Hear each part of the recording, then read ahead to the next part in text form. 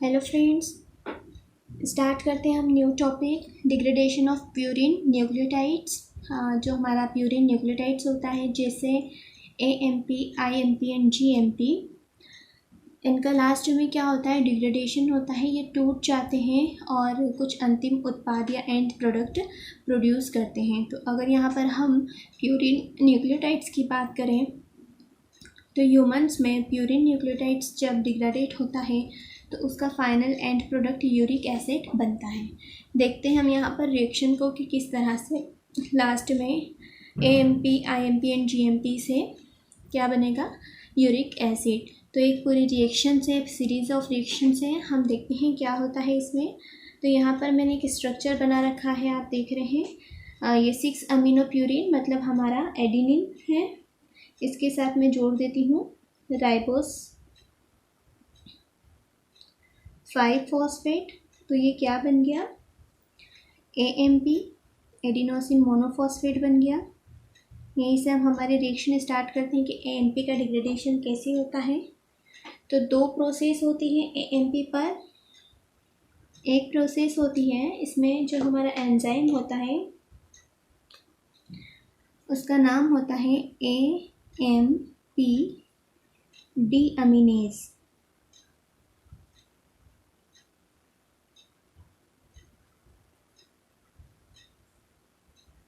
डीअमीनेज, AMP डीअमीनेज enzyme होता है हमारा जो इस रिएक्शन को कैटेलाइज कराता है। इस रिएक्शन में 1 मॉलिक्यूल ऑफ वाटर एंटर करता है एंड चूँकि AMP डीअमीनेज है तो यहाँ से अमीनो ग्रुप निकल जाएगा, तो NH3 यहाँ से रिमूव हो जाता है। तो ये जो हमारा AMP है इसका कन्वर्जन हो जाता है IMP में। स्ट्रक्चर बनाती हूँ मैं IMP का।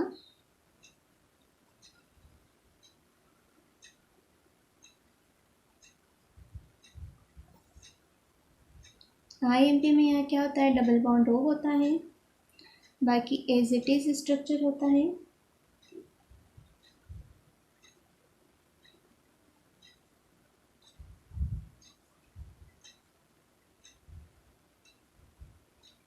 ठीक है, तो ये इसके साथ भी मैं जोड़ देती हूँ राइबोस 5-फॉस्फेट। तो ये क्या बन गया हमारा, IMP आयनोसिन मोनोफॉस्फेट। तो पहली रिएक्शन होती है जिसमें क्या चेंज हो रहा है, हमारा AMP का कन्वर्जन हो रहा है IMP में। AMP डीअमीनेज नामक एंजाइम इस क्रिया को कैटेलाइज करा रहा है। AMP एक दूसरे तरीके से भी डिग्रेडेट होता है। दूसरी रिएक्शन हम देख लेते हैं यहाँ पर कौन सी है।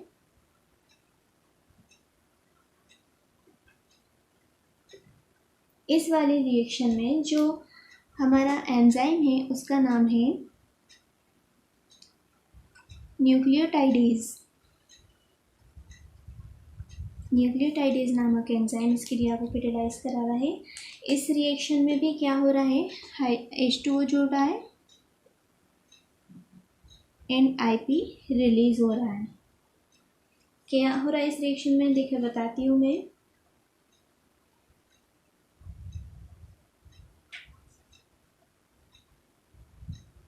जो हमारा नीचे प्रोडक्ट बन रहा है वो एज इट इज बनेगा।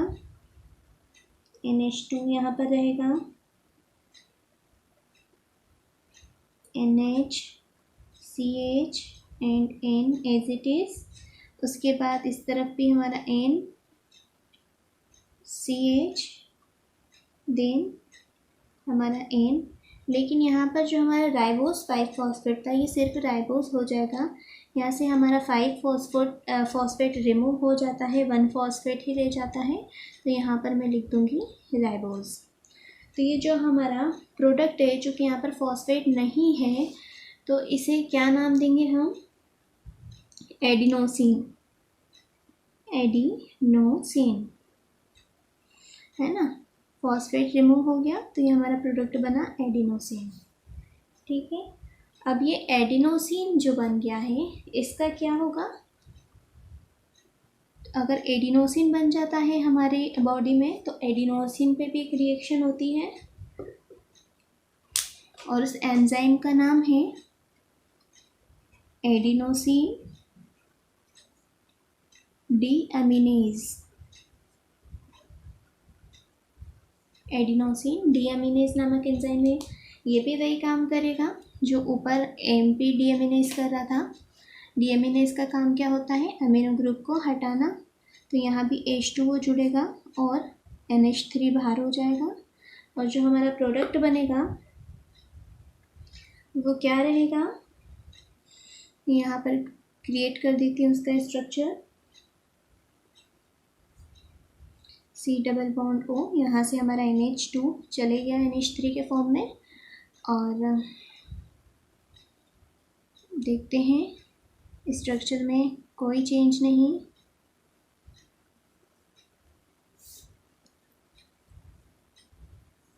यहाँ भी हमारा N डबल बॉन्ड के साथ CH, एंड फिर यहाँ भी N।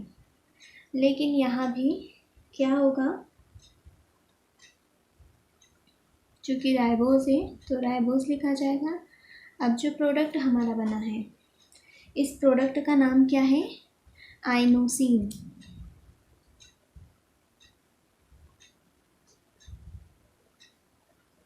ठीक है, क्योंकि हमारा क्या था? एडिनोसिन था। तो यहाँ पर एडिनोसिन से जब अमीनो ग्रुप निकला और ऑक्सी ग्रुप आके जुड़ा तो ये क्या हो जाएगा? आइनोसिन। ठीक है, यहाँ पर हमने दो रिएक्शन देखी। एएमपी दो तरह से डिग्रेडेट होती है। पहला, या तो एएमपी डीअमीनेज एंजाइम के थ्रू डायरेक्ट आईएमपी में कन्वर्ट हो जाता है, या फिर एक अलग पाथवे लेता है जिसमें न्यूक्लियोटाइडेज के थ्रू पहले एडिनोसिन में कन्वर्ट होता है, देन फिर आइनोसिन में कन्वर्ट होता है। यहाँ पर इस रिएक्शन में अगर हम देखें, जो फर्स्ट स्टेप है जिसमें एएमपी आईएमपी में कन्वर्ट हुआ है, तो यहाँ पर जब आईएमपी आगे रिएक्शन बढ़ाएगी तो आईएमपी में क्या होगा? एक एंजाइम है जिसका नाम क्या है? न्यूक्लियोटाइडेज।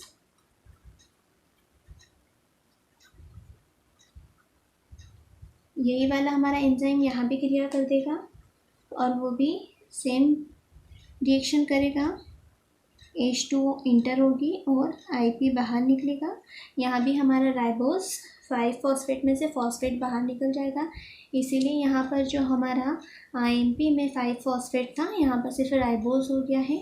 तो अगर हम इस रिएक्शन को हटा दें, अगर हमारा जो पाथवे इस तरीके से चले, तो पहला AMP से IMP बनेगा, फिर IMP से आइनोसिन बनेगा। या फिर रिएक्शन हमारा कुछ इस तरह से हो सकता है। हम इधर वाला ये हटा देते हैं। क्या होगा? AMP से पहला एडिनोसिन बनेगा, फिर आइनोसिन बनेगा। तो इस तरह से हमारे रिएक्शन कैसा भी हो सकता है। आगे चलते हैं हम। क्या बना? दोनों ही तरीके से अगर हम जाएंगे तो हम कहाँ पर आकर रुक जाएंगे? आइनोसिन पर आकर रुक जाएंगे। अब देखते हैं आइनोसिन से आगे क्या रिएक्शन होती है। तो हमारी नेक्स्ट रिएक्शन के लिए हमारे पास जो एंजाइम है उसका नाम है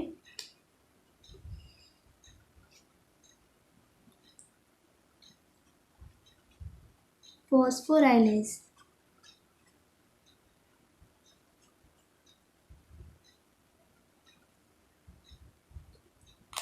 और इस क्रिया में क्या होगा? IP एंटर करेगा और राइबोज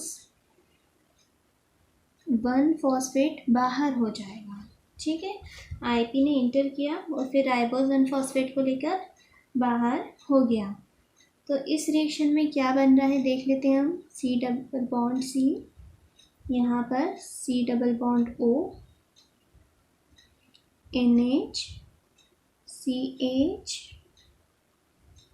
N, यहाँ डबल बॉन्ड लगेगी N डबल बॉन्ड CH, और यहाँ पर भी हमारा क्या रहेगा? NH। क्योंकि यहाँ से हमारा राइबोज वाला जो ग्रुप था ये यहाँ से रिमूव हो चुका है, और जो हमारा प्रोडक्ट बना है इसका नाम है हाइपोजेंथीन।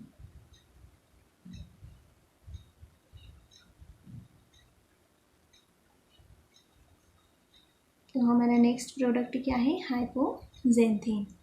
आगे बढ़ते हैं, देखते हैं हाइपोजेंथीन के साथ क्या रिएक्शन होती है।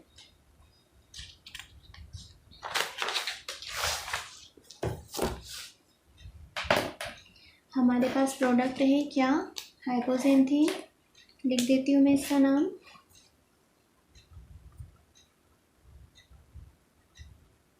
हाइपोजेंथीन है मेरे पास। अब हाइपोजेंथीन पे आगे की रिएक्शंस होनी है, तो आगे की रिएक्शंस कैसी हो रही है।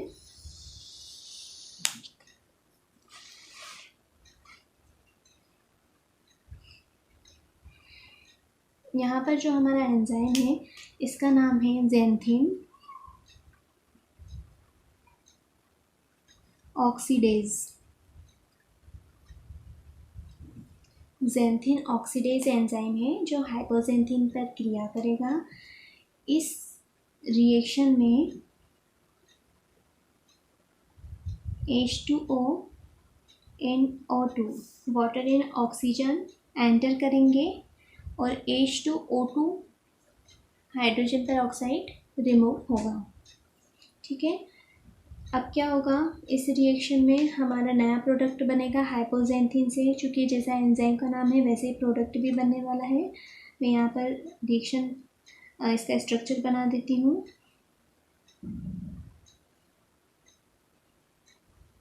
यहाँ तक कि तो वैसा ही है। यहाँ पर C डबल बॉन्ड O हो जाएगा, यहाँ NH, उसी के साथ यहाँ पर N CH और यहाँ पर हमारा NH। यहाँ पर जो डाइऑक्सी वाला जो फॉर्मूला है यह हाइपोजेंथीन का ना होके किसका है, ज़ैंथीन का।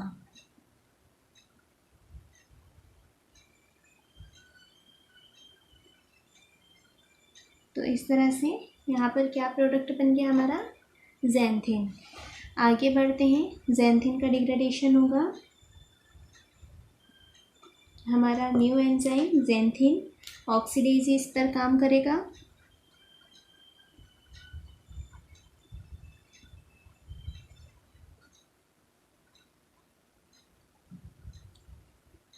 यहाँ भी सेम रिएक्शन होगी, H2O प्लस O2 एंटर करेंगे, H2O2 हाइड्रोजन पर ऑक्साइड रिमूव होगा और प्रोडक्ट हमारा जो बन रहा है वो है फाइनल हमारा यूरिक एसिड बन रहा है। यूरिक एसिड का स्ट्रक्चर बना रही हूँ मैं, C double bond O NH, C double bond O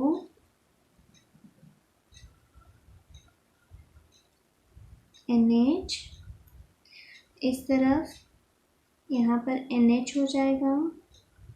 यहाँ पर जो हमारा कार्बन था अभी तक इसके साथ डबल बॉन्ड O जुड़ेगा एंड लास्ट बार हमारा NH एज इट इज़ रहेगा। तो ये जो फॉर्मूला है हमारा किसका है, यूरिक एसिड का। यूरिक एसिड में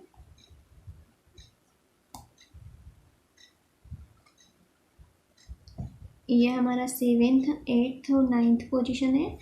तो यहाँ पर 2nd 6th and 8th position पर कार्बन के साथ ऑक्सी ग्रुप जुड़ा है जो हमारा क्या कहलाता है, यूरिक एसिड कहलाता है। तो इस तरह हमने देखा कि अगर हमारे पास AMP है एडिनोसिन मोनोफॉस्फेट या फिर हमारे पास IMP है आइनोसिन मोनोफॉस्फेट, तो उससे किस तरह से यूरिक एसिड बनता है। अब हमारा एक प्यूरिन न्यूक्लियोटाइड बच चुका है जिसका नाम है GMP। तो हम देख लेते हैं कैसे GMP का भी डिग्रेडेशन होता है। स्टार्ट करते हैं रिएक्शन। सबसे पहले मैं GMP का स्ट्रक्चर बनाती हूँ। NH यहाँ N रहता है, यहाँ पर डबल बॉन्ड के साथ CH, यहाँ पर N C double bond O NH, यहाँ पर NH2 रहता है और यहाँ पर डबल बॉन्ड के साथ हमारा N ग्रुप जुड़ा हुआ रहता है। 2 अमीनो 6 ऑक्सी प्यूरिन यहाँ पर जोड़ देते हैं हम, क्योंकि अभी ये न्यूक्लियोटाइड ही है तो हम राइबोस 5 फॉस्फेट को भी जोड़ देते हैं राइबोस 5 फॉस्फेट। तो ये हमारा है प्रोडक्ट का नाम GMP guanosine monophosphate. First reaction, पहले रिएक्शन में जो हमारा एंजाइम है उसका नाम है न्यूक्लियोटाइडेज।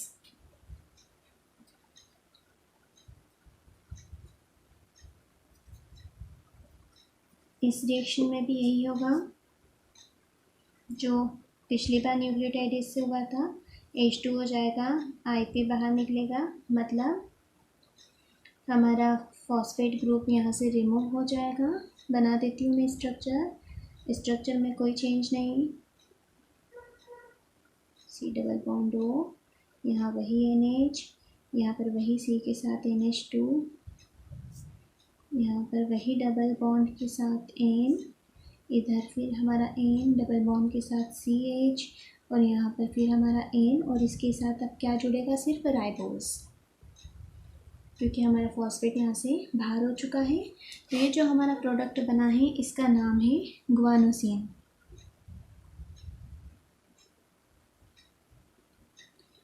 गुआनोसिन, ठीक है। अब नेक्स्ट रिएक्शन गुआनोसिन फिर होगी। इस रिएक्शन में जो हमारा एंजाइम है इसका नाम है फॉस्फोराइलेज।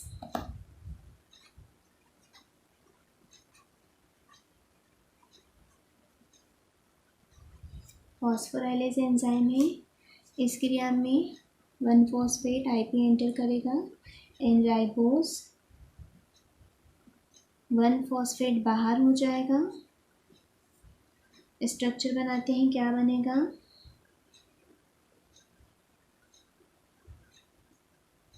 ज़्यादा कोई चेंज नहीं, एज इट इज़ फॉर्मूला रहेगा। सिर्फ यहाँ वाला N, चूँकि राइबोस भी अब हमारा रिमूव हो रहा है, स्ट्रक्चर एज इट इज़ रहेगा, कोई चेंज नहीं होगा।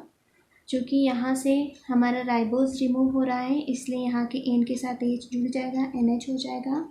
यहाँ पर वही C डबल बॉन्ड O रहेगा हमारा, इधर NH, इधर वही NH2 ग्रुप जुड़ा रहेगा या डबल बॉन्ड के साथ N ग्रुप जुड़ा रहेगा हमारा। तो ये जो हमारा प्रोडक्ट बना है इसका नाम है गुआनिन, ठीक है। तो यहाँ पर क्या बना, गुआनिन। एक बार इस रिएक्शन को देख लेते हैं। गुआनोसिन मोनोफॉस्फेट था, न्यूक्लियोटाइडेज एंजाइम आया, इसने क्या किया, सबसे पहले न्यूक्लियोटाइडेज ने फॉस्फेट को हटा दिया, मतलब अब ये न्यूक्लियोटाइड नहीं रहा, तो क्या बन गया हमारा, गुआनोसिन बन गया। अब गुआनोसिन था तो गुआनोसिन में क्या क्या था हमारा, तो शुगर भी थी और हमारा बेस भी था, है ना। 3 चीज़ होती है स्ट्रक्चर में किसी भी न्यूक्लियोटाइड के। तो हमारा उसमें से फॉस्फेट तो रिमूव हो गया पहली रिएक्शन में। अब दूसरी रिएक्शन में हमारी शुगर जो राइबोस थी वो भी रिमूव हो रही है और हमारा जो बेस था गुआनिन वो बचा। अब लास्ट रिएक्शन जो होगी उसमें क्या होगा, जो गुआनिन है उस पर एक एंजाइम क्रिया करेगा जिसका नाम है गुआनिन डीअमीनेज।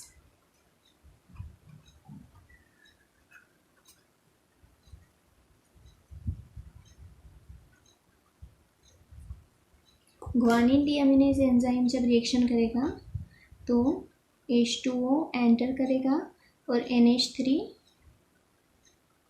NH3 बाहर हो जाएगा। ऐसे रिएक्शन में हमने पहले देखी डीअमीनेज की। डीअमीनेज क्या करेगा, यहाँ से जो हमारा NH2 वाला अमीनो ग्रुप है उसको हटा देगा। तो इस रिएक्शन में आप देखेंगे कि स्ट्रक्चर सेम है, चेंज कहाँ है, सिर्फ सेकंड पोजीशन वाले कार्बन पे जहाँ अमीनो ग्रुप था ये रिमूव हो गया है और यहाँ पर ऑक्सीजन आके जुड़ गया और हमारा जो नया प्रोडक्ट बना उसका नाम क्या है, ज़ैंथीन। अब वही रिएक्शन ज़ैंथीन के साथ होना है। ज़ैंथीन ऑक्सीडेज एंजाइम आएगा जो H2O प्लस O2 के साथ एंटर करेगा, NH2O2 हाइड्रोजन पर ऑक्साइड यहाँ पर बाहर निकलेगा और फाइनली हमारा यूरिक एसिड यहाँ पर फॉर्म हो जाएगा। तो यहाँ पर हमने देखा कि किस तरीके से जो हमारा तीनों न्यूक्लिक प्यूरिन न्यूक्लियोटाइड्स थे उनका किस तरह से डिग्रेडेशन होता है और कैसे फाइनल प्रोडक्ट यूरिक एसिड बन जाता है। यहाँ पर एक चीज़ और मैं आपको बता देती हूँ कि इस रिएक्शन में हमारा यहाँ पर H2O2 बन रहा है, H2O2। It's very harmful. हमारी बॉडी में ये थोड़ा सा कैसा होता है, हार्मफुल होता है, तो इसका वापस से टूटना बहुत ज़रूरी होता है। तो हमारे लिवर में एक एंजाइम होता है जिसका नाम होता है कैटालेज, वो इसे फिर से H2O + O2 में कन्वर्ट कर देता है, कैटालेज। तो ये हमारे लिए फिर हानिकारक नहीं होता है और हमारे शरीर से इजी वे में बाहर हो जाता है। हाइड्रोजन पेरोक्साइड का कैटालेज के थ्रू H2O और O2 में कन्वर्जन होना ज़रूरी है, ठीक है।